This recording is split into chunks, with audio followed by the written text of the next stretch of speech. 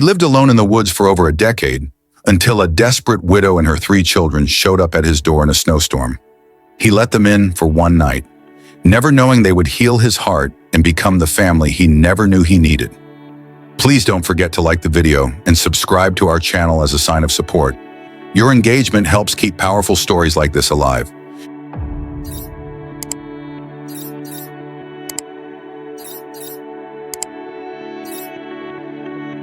Tucked deep in the Oregon backwoods just outside the sleepy town of Pine Grove, lived a solitary man named Henry Cole.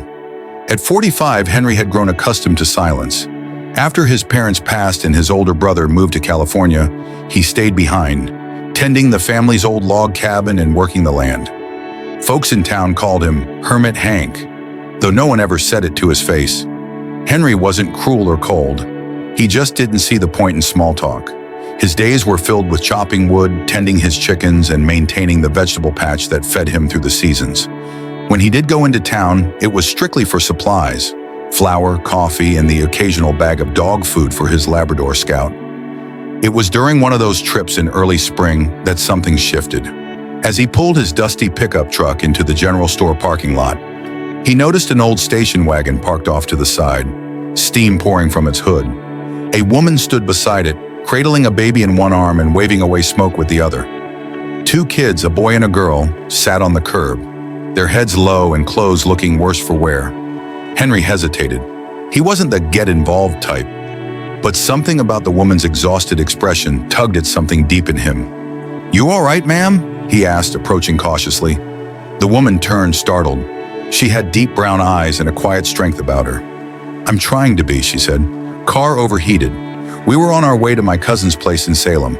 Guess we didn't make it." Henry looked under the hood. The radiator hose had split clear in 2. "You won't be going anywhere in this. Not tonight." The boy, maybe 10 years old, looked up. "We'll sleep in the car. We've done it before." Henry didn't respond right away. He wasn't used to kids, and taking people home, that was never part of the plan. Still, he found himself saying, "I've got a place not far from here. It's not much, but there's heat, food, and a roof. You're welcome to stay the night." The woman's eyes welled up. "Thank you," she whispered. "I'm Rachel, by the way. These are my kids, Tyler, Emma, and baby Jack." Henry nodded. "I'm Henry. Follow me." And just like that, the man who'd lived a life of solitude opened his door to strangers. As they bumped down the gravel road toward his cabin, Henry glanced in the rearview mirror. Rachel was holding Jack close while Emma leaned on her shoulder. Tyler sat wide-eyed, watching the trees blur past. Something told Henry this wasn't just a one-night favor. It felt like the beginning of something much bigger. The wind howled through the pine trees as Henry led Rachel and her kids up the creaky steps of his cabin. The place wasn't much. Wooden walls, a tin roof, a stone fireplace. But it was warm, dry, and safe. Scout, Henry's old Labrador, wagged his tail lazily as he watched the newcomers shuffle inside. Rachel stood in the doorway, hesitant. "Are you sure we're not imposing?" Henry waved her off. "I wouldn't have offered if I didn't mean it. It's not the Ritz, but it's got a working stove and hot water." She smiled gratefully. Emma clung to her side while Tyler wandered toward the bookshelf, eyes scanning the dusty paperbacks. The baby whimpered softly in Rachel's arms, clearly hungry and overtired. Henry lit the fireplace and turned on the old gas stove. "I've got some stew left from last night. Should still be good. There's bread, too." Rachel nodded. "You're a lifesaver." They ate quietly, the kids wolfing down the food like they hadn't had a decent meal in days. Rachel picked at hers, eyes flicking around the room. Henry could tell she wasn't used to being taken care of. She looked worn down, like she'd been carrying the weight of the world on her shoulders. After dinner, Henry showed them to the guest room, normally used for storing supplies. He quickly cleared out the tools and blankets piled on the bed and made it up as best he could. It was tight quarters, but it was better than a freezing car on the side of the road. "Bathroom's down the hall," he said, scratching the back of his neck. "Water heater's old, but it works." Rachel looked at him with gratitude that words couldn't quite express. "Thank you again, Henry. We won't stay long, just until I can get the car fixed." Henry gave a small nod and returned to the living room, settling into his recliner with Scout at his feet. But even as he closed his eyes, something felt different. The silence he once cherished now felt strangely hollow, like something was missing. Morning came early. Henry woke to the sound of laughter, real, honest laughter, from the kitchen. He followed the sound to find Tyler and Emma seated at the table, eating oatmeal while Rachel bounced Jack on her hip. For a moment, it looked like a real family breakfast. "You got any more of that coffee?" Rachel asked. Henry chuckled. "I always have coffee." As the day went on, Henry helped Rachel call a tow truck. The driver gave her a grim estimate. Hundreds in repairs and no guarantee on parts arriving quickly. Rachel hung up the phone, defeated. "I don't have that kind of money, not right now." Henry rubbed his chin. He wasn't rich, but he had enough savings tucked away. He looked out the window at the kids playing in the snow-covered yard. "Maybe it wouldn't be the worst thing if you stayed a few more days," he said slowly. Rachel turned to him. "You sure?" He nodded. "Yeah, just until things get sorted." But deep down, Henry already knew. This wasn't temporary, not really. Something told him they were here to stay. A week passed, then another. The snow in Pine Grove clung stubbornly to the ground, turning the narrow roads to slick ribbons of ice. The mechanic in town said the part Rachel needed was still back-ordered. "Should be here next week," he kept promising, though he said the same thing the week before. In the meantime, life at the cabin began to shift. Henry, once rigid in his routine, now woke to the scent of pancakes and the sound of children's feet thudding against the wooden floorboards. Rachel had taken to cooking breakfast while Henry tended the fire, the two of them falling into an easy rhythm neither had expected. Tyler, curious and smart, became Henry's shadow. He followed him out to the woodshed, helped stack firewood, and asked 100 questions a minute. Henry, normally tight-lipped, found himself answering them all with a patience he didn't know he had. Emma loved the chickens. Every morning she'd tiptoe across the icy ground in Rachel's two big boots just to collect eggs. "They like when I talk to them," she told Henry one morning. "They don't lay if they're lonely." Henry couldn't help but smile. "Guess you're the chicken whisperer then." The baby Jack took to Scout like they were long-lost friends. The old lab lay protectively beside the crib every night, his tail thumping softly each time the baby stirred. Henry often peeked into the guest room before bed just to see it. Scout curled up, Jack sleeping peacefully, Rachel asleep with one arm stretched protectively over Emma. He never said it aloud, but the sight made his chest ache in the best way. One evening, as Rachel stirred soup at the stove, Henry stepped out onto the porch. The sky was a deep orange, streaked with the fading light of day. He lit a cigarette but didn't smoke it, just held it between his fingers, thinking. Rachel joined him, arms folded against the cold. "You okay?" Henry nodded slowly. "Yeah, just hadn't had this much company in years." She smiled softly. "Sorry we barged in on your peace and quiet."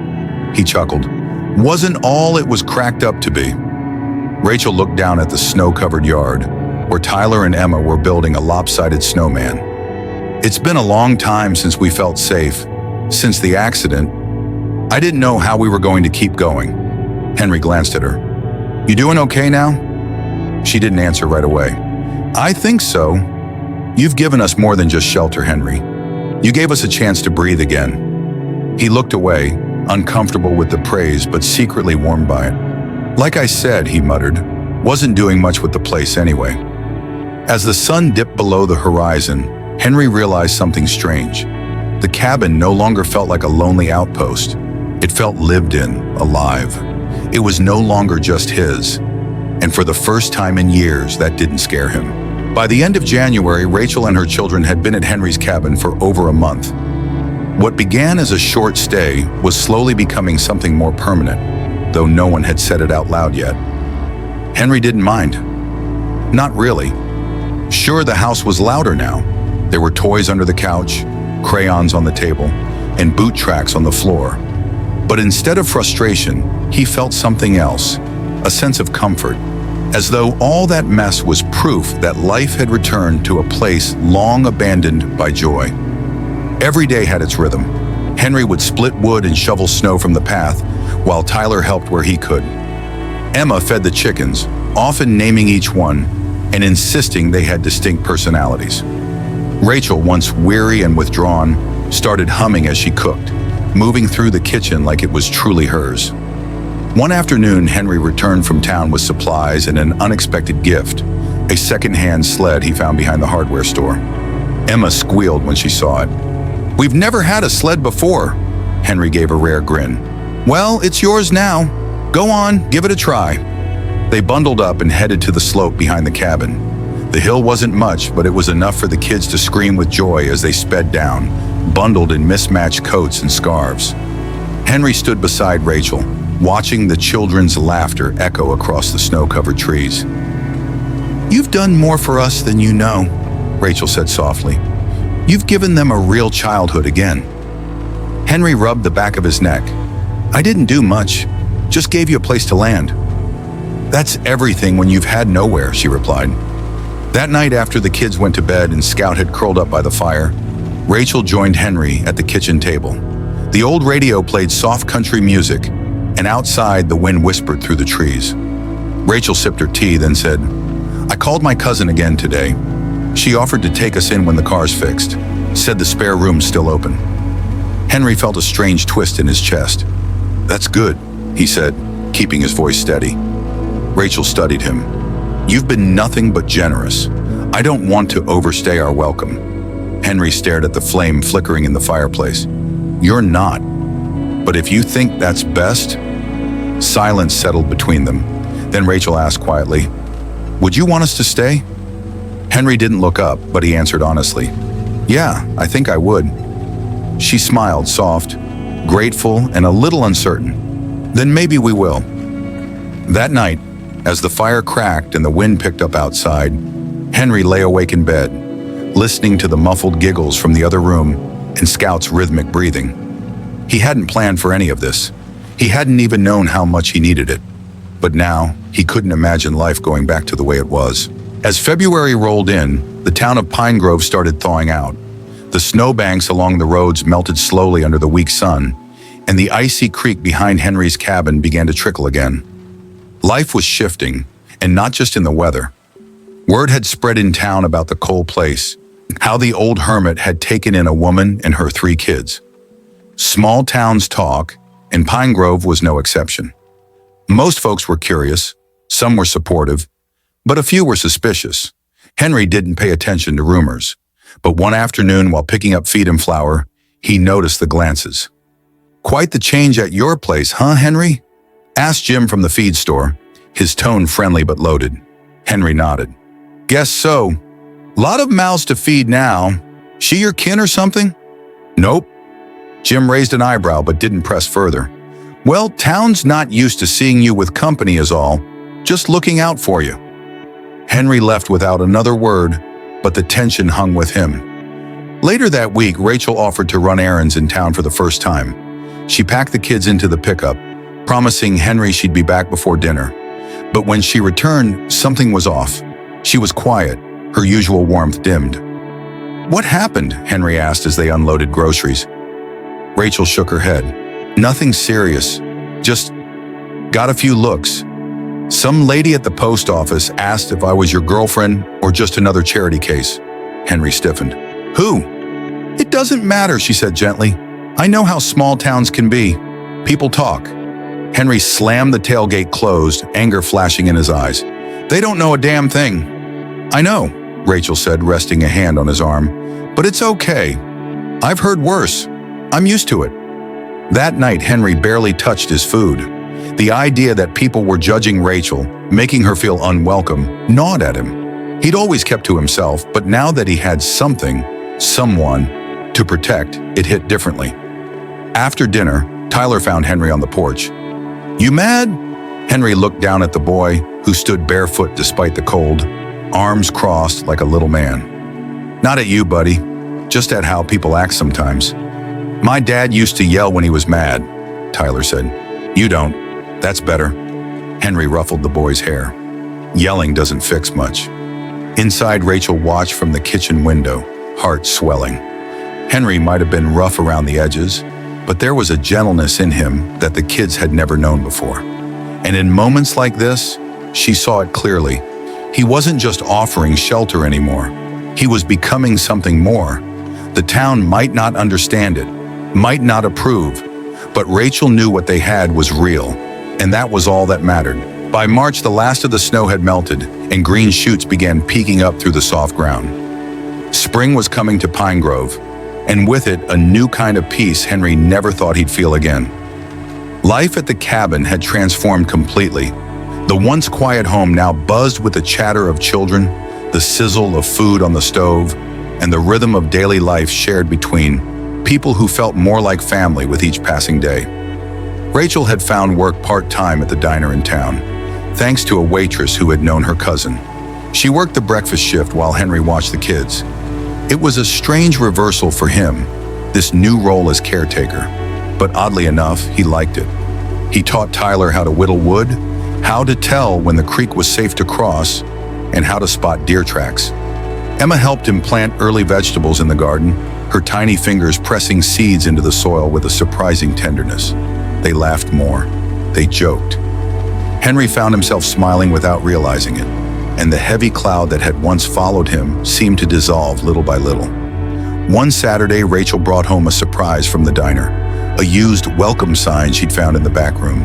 She scrubbed it clean and placed it on the front porch. Henry raised an eyebrow when he saw it. "Didn't think we were the welcome mat type." Rachel grinned. "I think we are now." That night, after the kids were in bed, they sat on the porch drinking coffee, watching the stars shimmer above the pines. "You ever think about leaving this place?"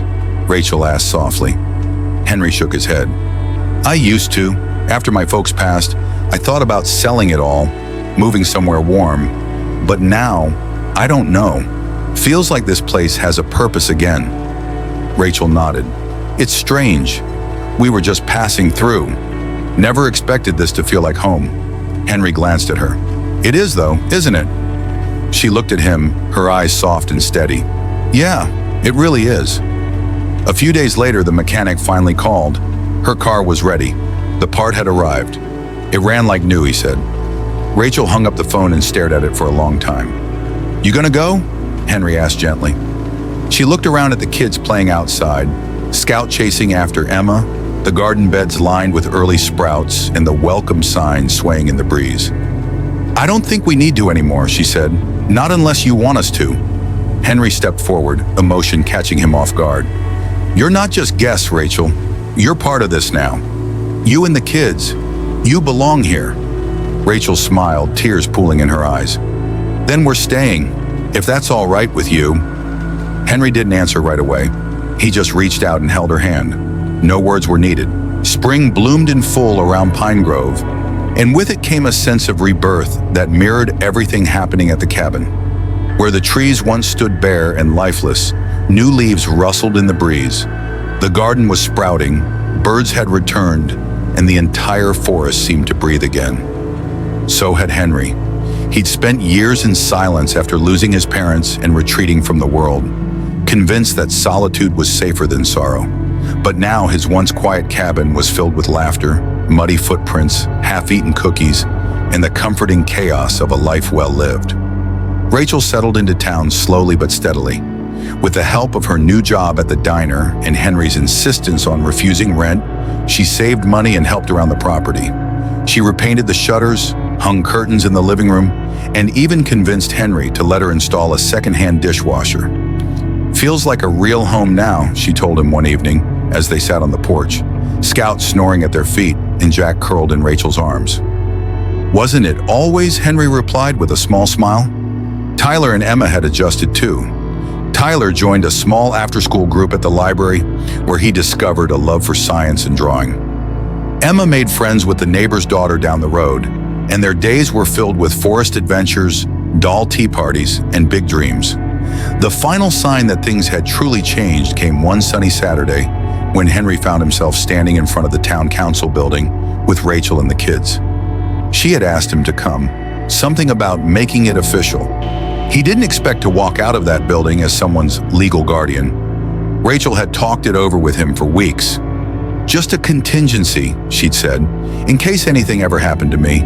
I want someone I trust to care for them, and they already love you like family.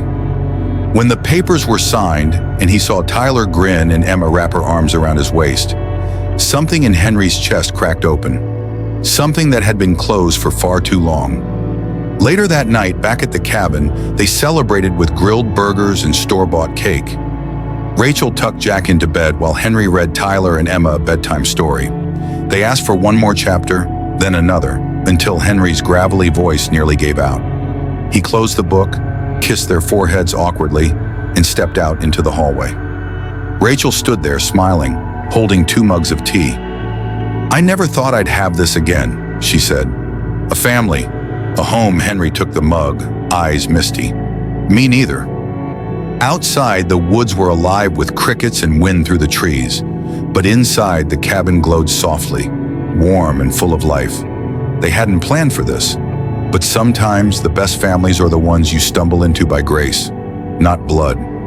And Henry knew now, with unshakable certainty, he wasn't alone anymore. He had a family, forever. Henry's quiet, lonely life in the woods took a turn he never expected when a stranded widow and her 3 children showed up at his door. What began as a temporary act of kindness grew into a bond deeper than any he'd known. Through shared meals, laughter, hardship, and healing, they built something lasting. A true family forged not by blood, but by love, trust, and second chances. If this story touched your heart, don't forget to like, share, and subscribe for more emotional retellings just like this. And remember, sometimes the family you choose is the one that changes your life forever.